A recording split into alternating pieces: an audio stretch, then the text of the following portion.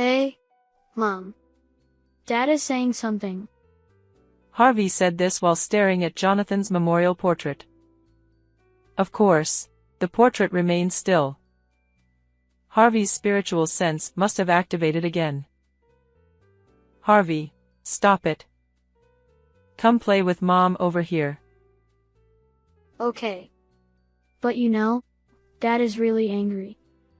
He said, the one who pushed me onto the road was this person. We couldn't believe the person Harvey pointed at. My name is Lauren. I'm a housewife in my 60s.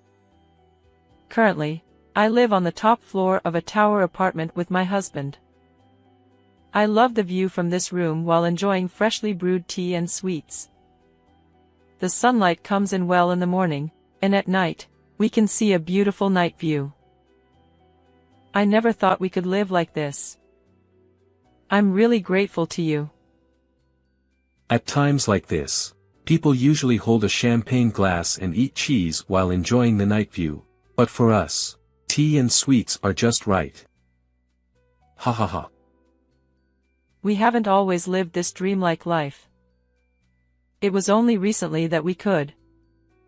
My husband, now the president of a major company, had a tough journey to get there.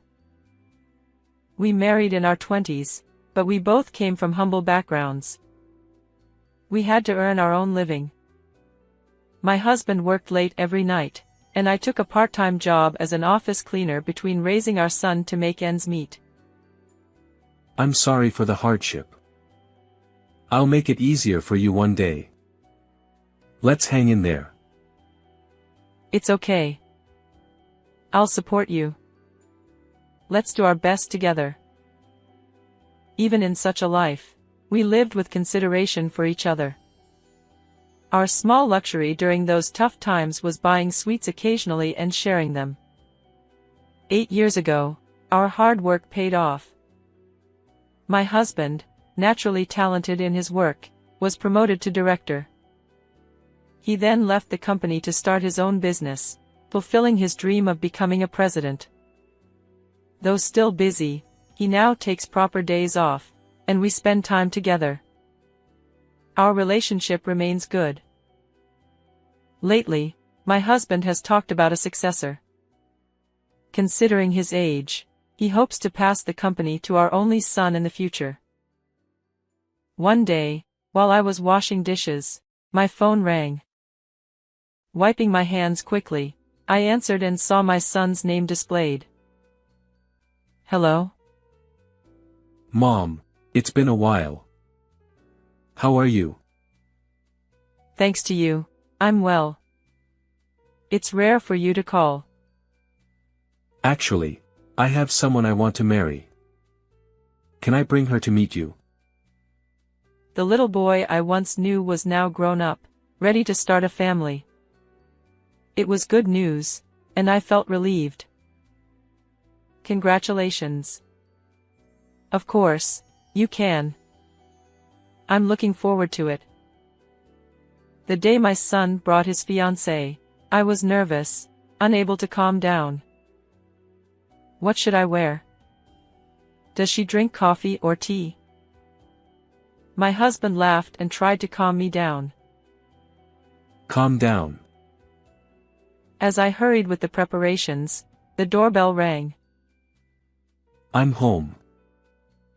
Soon, my son and his fiancée entered the house. Nice to meet you. I'm Mia. This is a small gift for you. Mia handed us a paper bag with famous confectionaries.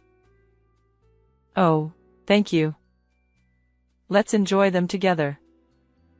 This tea will go well with these sweets, I said, making tea while talking to myself. Mia seemed like a graceful woman, with an elegant way of speaking and manners. She worked for a major company and planned to continue working after marriage to share the burden. Jonathan, she's a wonderful person. Please, stop, Harry. Dad, Mom. Next time, please meet Mia's family too. Yes. Mia, please take care of him. We happily blessed their marriage, and they were full of joy. From there, things moved quickly with family meetings and the wedding. Mia had a family of 4, her parents and a sister. Just as Mia's elegant demeanor suggested, they were a well-established and respectable family, having run a business for years. Her sister was also a career woman. I'm so happy my sister found a great person. I want a happy family too, though work is my current boyfriend. Mia's family was easy to talk to, and I felt we would become good in-laws. Following her parents' wish to celebrate their eldest daughter's special day grandly, the wedding had 300 guests. Though it was costly, we wanted to celebrate our son just as much and agreed with their plan. Surrounded by many relatives and friends, Jonathan and Mia's faces were filled with joy. Thanks to you, I became a mother-in-law, and now I want to be a grandmother too. Mom, we just got married. It's too soon for that.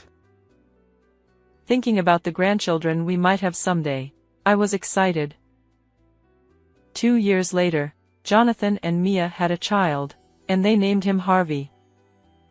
He was our first grandchild and was very precious to us. Harvey, it's Grandpa. Harvey, it's your Auntie Natalie. Harvey was like an idol to everyone. His presence alone brightened up the surroundings. During summer vacations and New Year's, Jonathan and Mia often brought Harvey to visit Mia's family and us. Spending time with Harvey and playing with him became something I looked forward to. Harvey grew up in a warm and loving environment. However, when Harvey turned 3, he suddenly started saying, What's wrong? Why are you leaving? Harvey, there's no one there. Come back here. Harvey would walk to the empty balcony and talk to someone. I brought him back, puzzled by his actions. I asked Mia about it. Hey, does this happen often? You know, seeing things that aren't there? Yes, it's been happening more lately. I was worried and took him to the hospital, but the doctor said there's nothing wrong. I've heard that kids with strong spiritual sensitivity might act like this. We just have to keep an eye on him. Harvey was very dear to us, but his strange behavior made me uneasy. Little did I know that Harvey's mysterious ability would later lead to a certain incident. Some time later, one night. Lauren. Something terrible has happened. He shook me awake in the middle of the night, and I groggily sat up. What is it? What's wrong at this hour? Mia just called. Jonathan was in a car accident and is in critical condition. What? I don't remember much after that. Somehow, I found myself at the hospital, rushing to Jonathan's room. But Jonathan had already passed away. Jonathan. Don't leave Harvey and me. Please. My husband and I stood there in shock, unable to believe what was happening. Mia hugged Harvey and held Jonathan's hand, crying. After a while, the reality of the situation hit me, and an overwhelming sadness struck me. No way. Jonathan. Please open your eyes. Jonathan. I cried in my husband's arms until my tears dried up. He too cried out loud like I had never seen before. Since then, I couldn't do anything and stayed home all the time. Initially, everyone was in deep sorrow, unable to eat or sleep properly. But as sad as it is, time passed, and people around me gradually began to recover. However, my heart remained hollow. My husband tried to take me for walks, and Mia and Harvey visited to check on me, but I couldn't move forward. Time just passed, leaving me behind. and before I knew it, we had reached Jonathan's first death anniversary. Time flies so fast, doesn't it? It feels like just a moment ago, Jonathan was here, looking so happy. The memorial service concluded without any issues, and I, who had been staying indoors most of the time, got a chance to talk to Mia's parents and Natalie, whom I hadn't seen for a while. It must have been really tough losing such a wonderful young man. But I'm sure he's watching over us from above. Maybe so. He was such a bright child. If there's anything we can do, please don't hesitate to let us know. Thank you. But the one who's suffering the most is Mia. Mia looked at Jonathan's portrait. No, but the time Jonathan, Harvey, and I spent together was really wonderful. Jonathan was the kind of person who hugged Harvey and me every day. He really was a wonderful person, wasn't he? You're lucky to have been loved so much, sis. It might have been the first time since the wedding that everyone smiled so broadly. In the peaceful atmosphere, my heart started to feel a little lighter. Then, Harvey began to act strangely. He would stare intently at Jonathan's portrait, then look around restlessly. Yeah. Harvey was muttering something to himself. Harvey? Hey, Mom. Dad is saying something.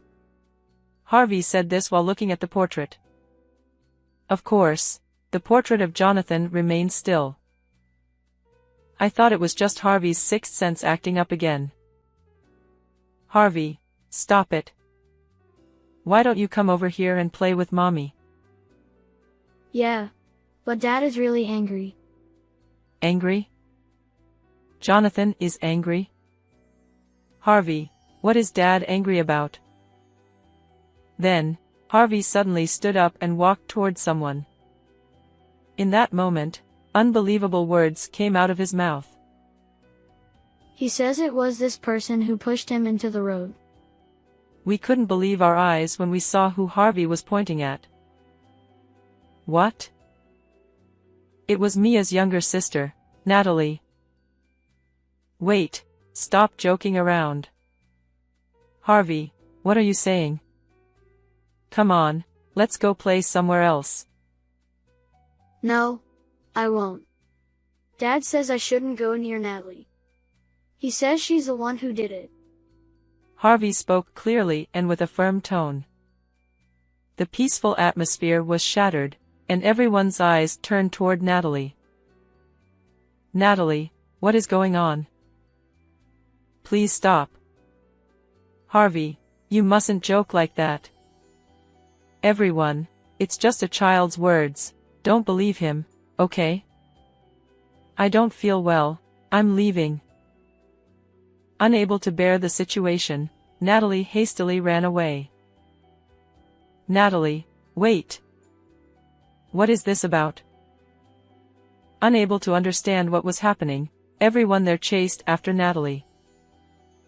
We spent hours looking for Natalie, but couldn't find her. We searched the nearby park, around her house, and called her phone multiple times, but there was no answer. By late afternoon, we saw a small crowd gathering by the riverbank. In the midst of the crowd was Natalie.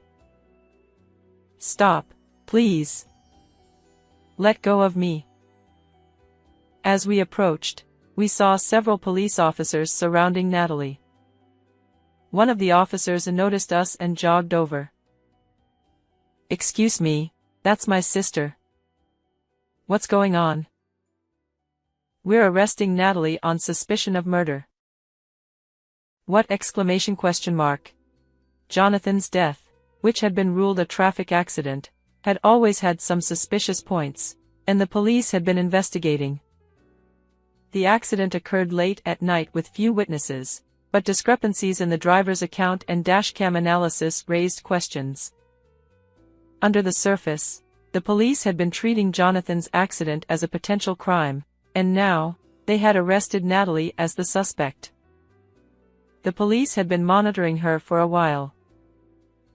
I didn't do it. Let me go. Struggling as she was taken away by the police, her parents could do nothing but watch. Watching Natalie being taken away right before our eyes felt surreal, like a bad dream. After Natalie's arrest, we were emotionally drained. Jonathan's death, Natalie's arrest, so much had happened in the past year. It was hard to believe that Natalie, our own family, was the perpetrator. During questioning, Natalie reportedly said, "When my sister first introduced me to Jonathan, I wanted him too. I kept telling him to date me instead of my sister, but he never paid any attention. So I wanted him gone." Her crime was driven by jealousy toward Mia. Knowing this fact left Mia utterly exhausted and mentally drained. She lost her husband to her own sister, who was now in police custody. Natalie continued to remain silent about any further details, and as time passed, we were left with no more answers. Despite the dark cloud over both families, we had to move forward. Eventually, people stopped talking about the incident. One day, while relaxing in the living room with my husband, he spoke up. "We're both nearing our 70s. I had hoped Jonathan would take over my position. But I think it's time to pass the CEO role to the next generation and for us to enjoy a more relaxed life together. What do you think?" You're still full of energy. But yes, we've been through a lot. Maybe a more leisurely life isn't a bad idea. My husband, who had always been strong, must have been deeply tired as well. We decided he would step down from the front lines and hand over the company to his successor. A year later, "Harry, I will do my best from today." "Yes, Mia. Please take care of everything." That's right. Mia had taken over the position of CEO. To mark this transition, my husband and I, along with Mia and Harvey, started living together. Lauren, thank you so much for taking care of Harvey. It's a huge help. It's fine. You'll be busy with the company now, right? We're happy to spend time with Harvey, so rely on us as much as you need. Thank you. With Jonathan's death and Natalie's arrest, Mia was plagued by guilt and always wanted to help us. When she heard about my husband's retirement, she volunteered to become CEO. Although there were objections from within the company, my husband's strong recommendation secured Mia's position. Mia worked tirelessly every day, while my husband and I took care of Harvey. It was like a second round of parenting for us. Grandpa, Grandma, I have a sports day coming up, so you have to come and watch. Oh, really? Then I'll make a lunchbox filled with all your favorite foods to cheer you on. Yeah. Make sure to include the omelet. Also, I have a dance performance. Do you think I'll be able to dance well? Those conversations were such happy moments. Mia, who had become CEO, worked hard, and my husband said, "I'm glad I entrusted the company to Mia. Now I can truly retire." The company stabilized, and my husband was finally able to relax. However, this happiness didn't last long. Mia started coming home late every night, spending her weekends out, and we barely saw her. We told her we wished she would stay home more often, but Mia always refused. "I'm sorry, I have a client meeting, so I'll be late. I have a business trip, so please take care of Harvey for 3 days." She left Harvey with us and never spent time with him. She often came home drunk. "Mia, you're drinking too much. You need to be more careful." "It's fine. I was entertaining clients." It's part of the job. She would slur her words, and my husband and I could only look at each other and sigh. One day, on a company holiday, Harvey's strange murmurs returned while we were relaxing in the living room. Dad, don't be angry. Don't be mad at Mom. Harvey said, pressing his ears and furrowing his brows in distress. Harvey? Are you hearing Jonathan's voice again? Yeah. Dad is really angry. But I don't quite understand what he's saying. Maybe he's upset about Mum coming home drunk every night. I joked. No. It's not that. Dad is scary. Harvey replied, fearfully. Jonathan was angry. I felt that something bad might be happening again.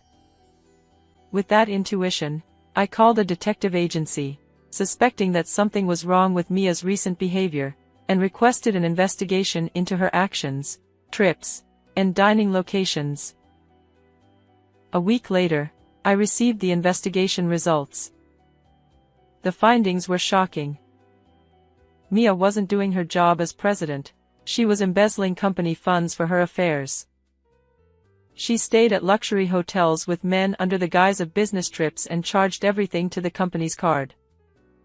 She bought branded goods and spent exorbitant amounts at host clubs every night. She also sent company money to her parents, who lived lavishly with new houses and cars. Mia's parents, who were supposed to be running a business, had practically abandoned it since she became president. Harvey's murmurs had revealed the truth. I urgently summoned Mia. Today, I'm busy with meetings, so make it quick. I showed her the investigation results. What is the meaning of this? Oh, so I've been found out. Fine, I'll tell you everything. Mia acknowledged the facts with a creepy smile. I married Jonathan for the money. He was supposed to be the next president. But Jonathan was too laid back, showing no signs of becoming president anytime soon. So I figured I'd become president instead. Mia then revealed something even more unbelievable. I also instructed Natalie to do what she did. I didn't expect her to get caught, but she claimed responsibility to protect me. That's the truth. My anger reached its peak. What do you think of Jonathan? This is the lowest. Jonathan died because of you. You're the lowest. Flaunting your wealth and luxurious lifestyle. I grew up poor, so I deserve to enjoy this. My parents are happy too. I was infuriated by Mia's lack of guilt. Your family is so selfish. Killing Jonathan for your own gain. You're not human. We're all scarred by this. Being deceived is your fault. You're worse than I imagined. Jonathan is pitiful. Mia, you're no longer family. You'll resign as president immediately. I'll inform the company later. Get out now. I'll call the police. Never come back. Pay for your sins. Mia laughed maniacally as my husband and I handed her over to the police. Soon after, the police arrived and arrested Mia. Her parents were also arrested for accepting the company's money. Our family fell into Mia's trap, losing our son and the company's money. Harvey lost both his parents, witnessing his mother being taken away by the police. Seeing Harvey's pain, my husband and I vowed to protect him no matter what. Several years later, despite the misfortunes, Harvey grew up to be a kind and gentle child. Grandpa, Grandma, let's take a photo over there. Sure. How about under this cherry tree? Today was Harvey's middle school entrance ceremony. My husband and I officially became Harvey's guardians, And we now live peacefully as a family of 3. Harvey's strange murmurs ceased years ago. We look forward to a bright future with him. If anything happens, I hope he murmurs again, so we can ensure our happiness together. How did you like this story? Don't forget to subscribe to our channel. See you in the next video.